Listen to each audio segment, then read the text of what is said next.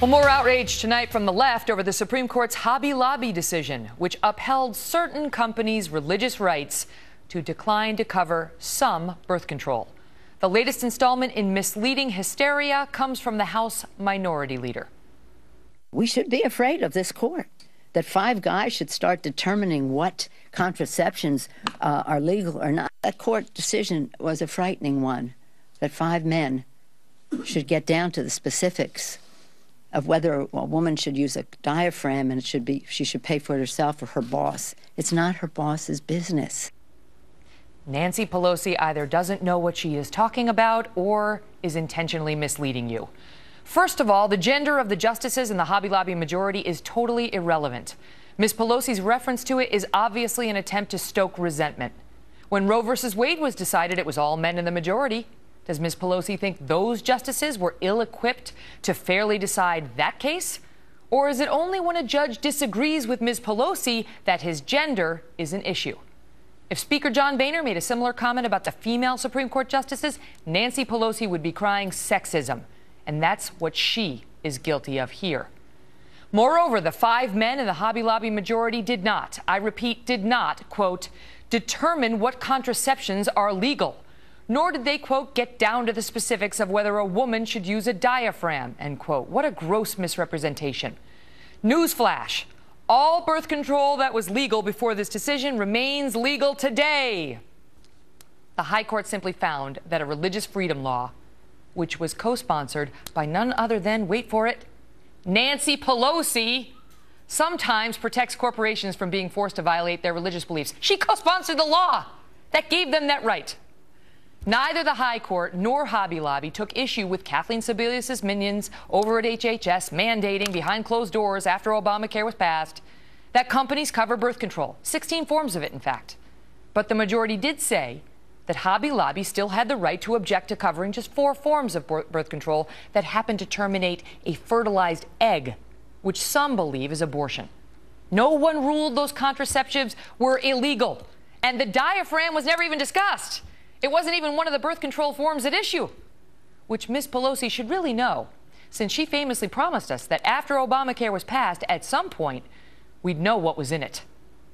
Joining us now, Brent Bizzell, president of the Media Research Center.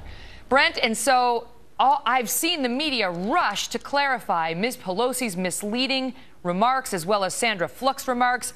Oh, no, actually, I have seen none of that except on Fox News. You know, I really don't know why you have me on tonight, because you pretty much said everything, and I just can't say it better than you just put it. Look, let's try to understand what is going on here. This is everything Nancy Pelosi said was a flat-out, unambiguous, deliberate lie. She flat-out lied. Harry Reid flat-out lied when he said the same thing, because they can't tell the truth. The truth, if they were going to be objective, would be this.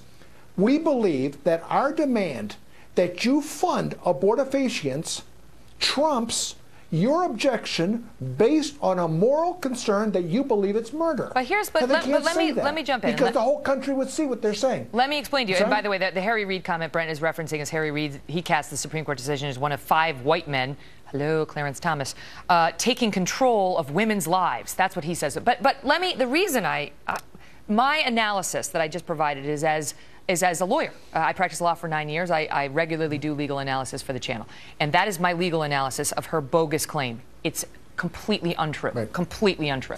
Okay, but the reason I want you to talk to you, Brent, is because when you've got somebody in such a powerful position as Nancy Pelosi, in a position to influence so many people on such a platform, come out and tell blatant falsehoods, there should be some fact-checking. Where is PolitiFact on that? Where's the mainstream media calling her to account? Where did she say this? She said this at a press briefing. For the love of God. She said it to them. They're the ones who were there covering it for her. You know, you can say, okay, the left is playing their normal class warfare, race baiting, war on women games. Okay, I get that.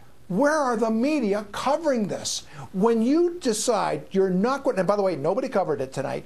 When you decide you're not going to cover it, then Megyn, you're aiding and abetting in a lie. You're aiding and abetting in a national lie. They don't care. To the American people. They don't care. Why? Because what she's saying fits confirms their pre-existing belief, which is the Supreme Court is about these evil conservative men who want to interfere with women's bodies.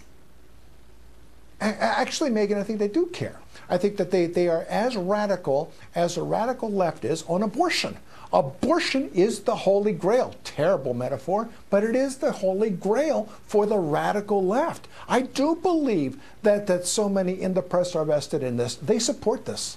The hypocrisy. Ends justify the means, remember that. The hypocrisy on the attack on the gender of the justices as well.